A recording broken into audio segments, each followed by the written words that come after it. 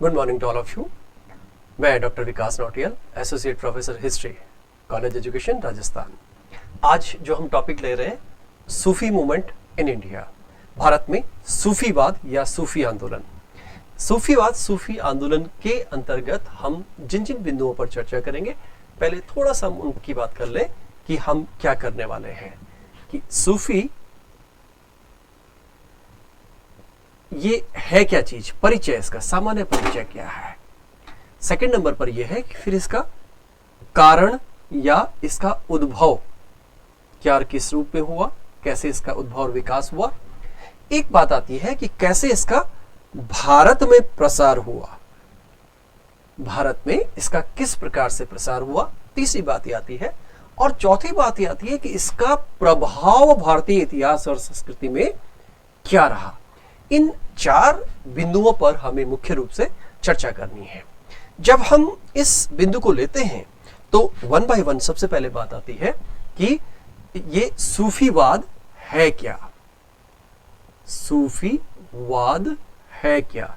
देखिए, दो शब्द हैं, एक है सूफी और दूसरा है वाद। वाद ये बहुत जगह शब्द आता है, वाद मतलब विचारधारा। सूफी शब्द ये अलग अलग संदर्भों में, अलग अलग रूपों में इस्तेमाल किया गया है। कुछ लोगों ने इसका सूफ से इसका अर्थ लिया है, जिसका अर्थ तीन रूपों में अर्थ लिया जाता है कि एक तो कपड़ों से रिलेटेड होता था, एक विशेष प्रकार के कपड़े अरब क्षेत्र में चला करते थे जिन्हें सूफ कह देते थे। एक आता है कि इसका सूफी वो थे जो ब्रह्म ज्ञानी थे। सूफी कौन थे? जो ब्रह्म ज्ञानी थे, यानी जिनको ईश्वरीय शक्ति का अनुभव है। तो इस संदर्भ में कई तरह के जो एक्सप्लेनेशन है वो आती हैं।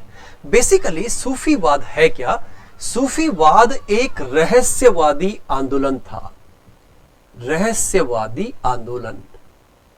अब ये रहस्यवादी क्या चीज है, जरा इस बात की भी चर्चा करें कि जब हम इस्लाम के इतिहास की बात करते हैं, विश्व में इतिहास जो इस्लाम है उसका उद्भव विकास कैसे हुआ, तो जैसा कि हम सब जानते हैं कि 7वीं शताब्दी मोहम्मद साहब के उपरांत इस्लाम का उद्भव और विकास होता है, और उसी विकास की प्रक्रिया में हम 8वीं शताब्दी तक इस सूफीवादी आंदोलन का उद्भव और विकास होता हुआ पाते हैं। इस संदर्भ में भी दो तीन मत आते हैं। कुछ लोग कहते थे कि जो पाक खलीफा हुआ करते थे, यानी कि मोहम्मद साहब के उपरांत जो पाक खलीफा हुए, उस समय से ही सूफीवाद प्रारंभ हो गया।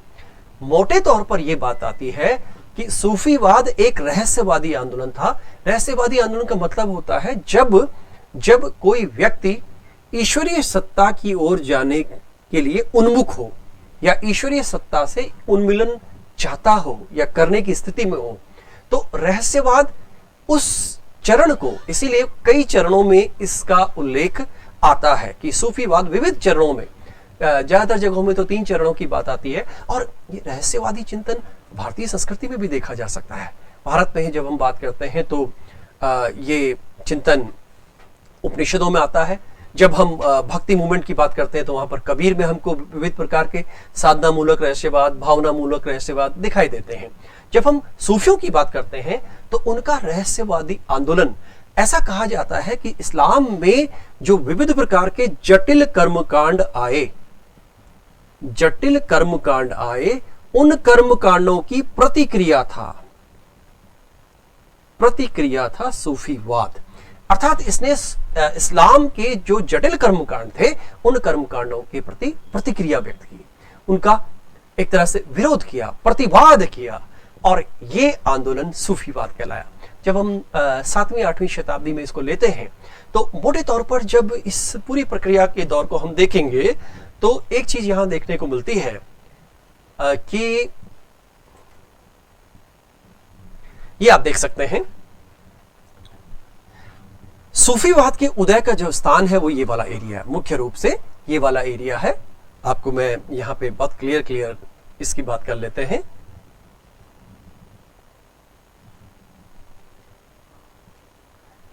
ये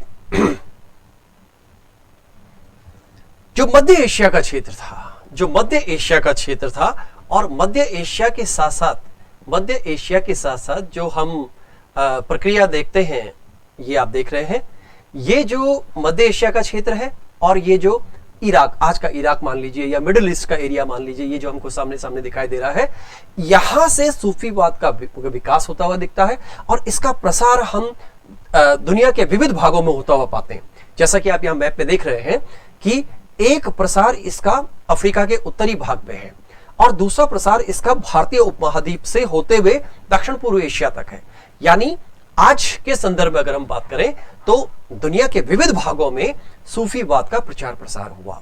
और एक विशेष बात यह रही कि 8वीं शताब्दी में, हालांकि भारत में जो सूफीवाद आया वो 11वीं शताब्दी में आया, लेकिन जो ये भारत में सूफीवाद आया है, इसकी मूल कंसेप्ट में, इसके चिंतन में, इनके सिद्धांतों में, या यूं कहें कि इनके व्यवहार में, रिचुअल्स में, और इनके जो नॉर्दर्न अफ्रीका में आए, यानी चाहे हम मोरक्को ले लें, इजिप्ट ले लें, ट्यूनीशिया ले लें, इन देशों में जो सूफिज्म डेवलप हुआ उनमें डिफरेंस हो गया। हालांकि मूल आधार इस्लाम पर था, क्योंकि जब हम चर्चा करते हैं कि दो तरह के बाशरा और बेशरा, ये दो तरह के सूफी मूवमेंट हमको देखने को मिलते हैं, बाशरा और बेशरा। बाशरा बेशरा का मतलब यह है कि इस्लाम में एक कंसेप्ट होता है जिसको हम कहते हैं शरीयत। शरीयत एक प्रकार की आचरण संहिता है। कुरान के आधार पर, हदीस के आधार पर, या इस्लाम के जो अन्य पवित्र ग्रंथ हैं उनके आधार पर जो आचरण संहिता विकसित की गई, जो आचरण संबंधी नियम बनाए गए, नियमावली बनाई गई, उसे शरीयत या शरिया कह दिया जाता है। और जो लोग उस शरिया से बंधे हुए थे, उससे बाउंडेड थे, वो बाशरा के अंतर्गत आ गए। और जो लोग उससे बंधे हुए, मानते दोनों ही हैं, शरीयत को, इस्लाम को, दोनों ही मान रहे हैं, लेकिन यहां डिफरेंस ये है कि वो लोग, कुछ लोग बंधे हुए हैं और कुछ लोग बंधे हुए नहीं हैं। जब हम बेसरा की बात करते हैं तो उसमें फकीर तरह के लोग आते हैं, फकीर, दरवेश टाइप के लोग, फकीर टाइप के लोग, जो शरीयत से पूरी तरह से बंधे हुए नहीं हैं। जब हम भारत आने का इनका क्रम देखते हैं, भारत आने का जब इनका क्रम देखते हैं, तो मोटे तौर पर जब हम आगे बढ़ने की बात करते हैं तो सबसे पहले जब हम अकबरनामा यानी आईन अकबरी को देखा जाता है तो वहां पर 14 सिलसिलों का उल्लेख है। 14 सिलसिले, सिलसिले मतलब संप्रदाय, या यूं कह लीजिए कि शाखाएं, सूफीवाद की या सूफियों की 14 शाखाएं, जिनमें से 12 बड़ी पॉपुलर रही, 12 शाखाएं बड़ी पॉपुलर रही। और इसमें एक बात यह आती है कि भारत में जो सूफीवाद का पिता माना जाता है, अल हज़्यूरी या दाता गंज बख्श, अल हज़्यूरी या दाता गंज बख्श, इन्हें भारत में सूफीवाद का पिता कहा जाता है। ये ऑलमोस्ट 11वीं शताब्दी में इंडिया के, इंडियन सब कॉन्टिनेंट में आते हैं और ऑलमोस्ट ऐसा कहते हैं कि महमूद गजनवी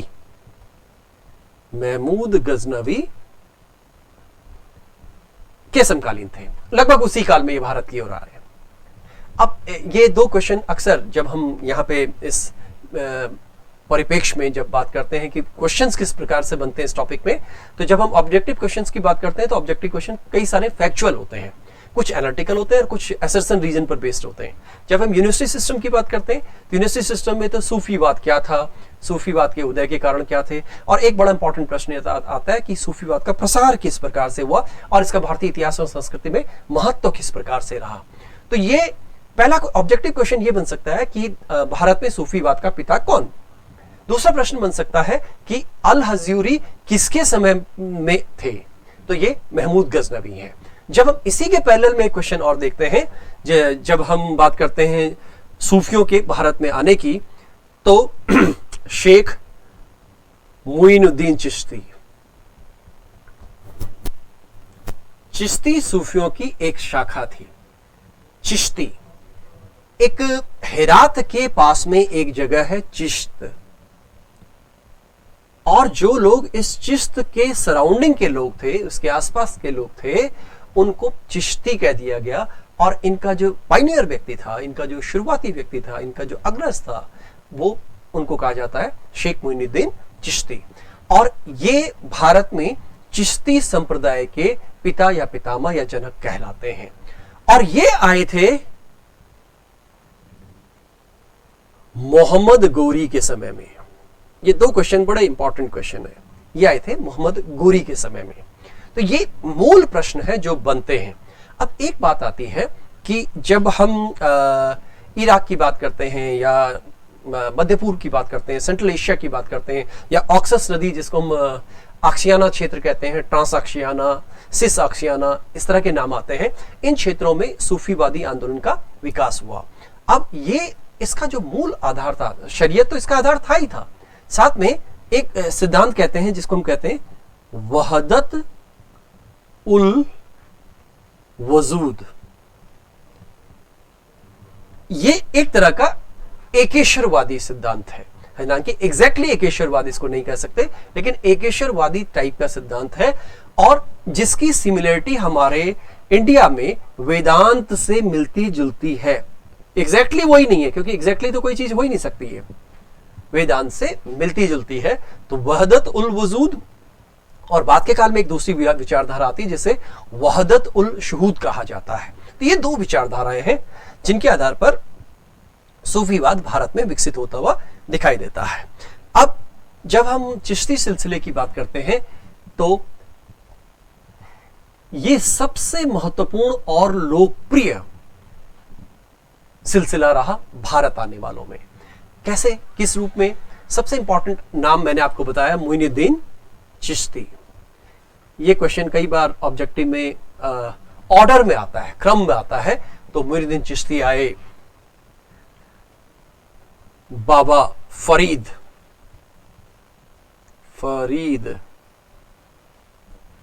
बाबा फरीद गज शकर, पूरा नाम इनका ये है।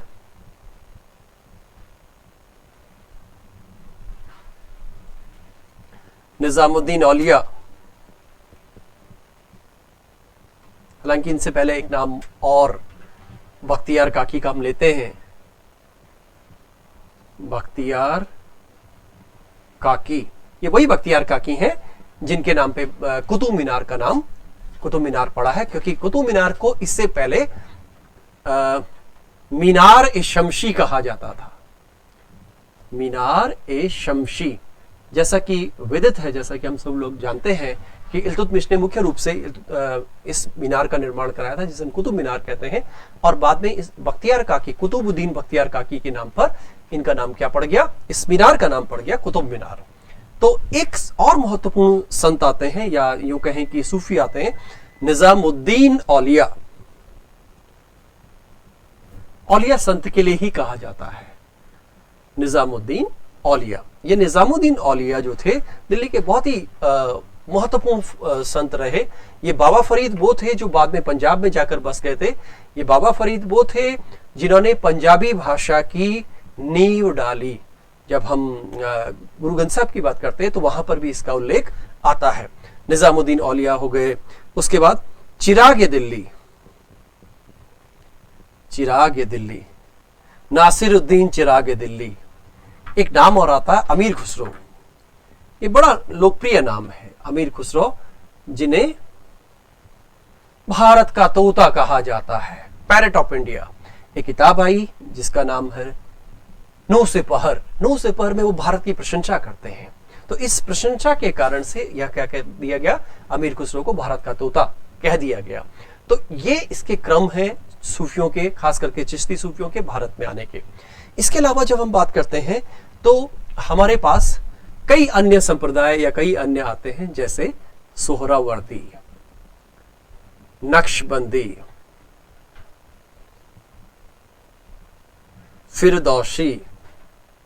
फिरदौसिया।